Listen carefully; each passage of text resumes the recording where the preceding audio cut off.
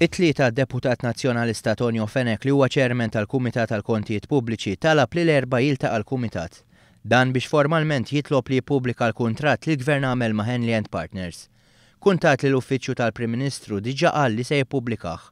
Wara ruling tal-Speaker nhar it-tnejn li fih intqal li l-Kumitat għandu dritt jitlob li dan il-kuntratt għandu jkun ippubblikat, l-Uffiċċju tal-Prim Ministru qal li diġà ntqal kemm il-darba li l-Gvern kommess li jagħmel dan. Ir-ruling tal-Speaker jikkonferma li mhux membru individwali tal-Kamra imma l-Public Accounts Committee jista' jitlob il-pubblikazzjoni tal-kuntratt.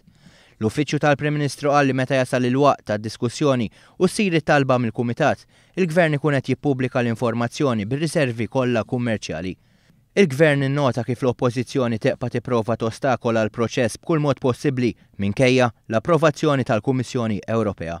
Intqal ukoll li ta' min jiġi nnotat ukoll kif fih dan l-Oppożizzjoni hemm membru parlamentari li wkoll qed jikkontesta l-elezzjoni tal-Parlament Ewropew li għandu interess dirett temmet tgħid l-istqarrija.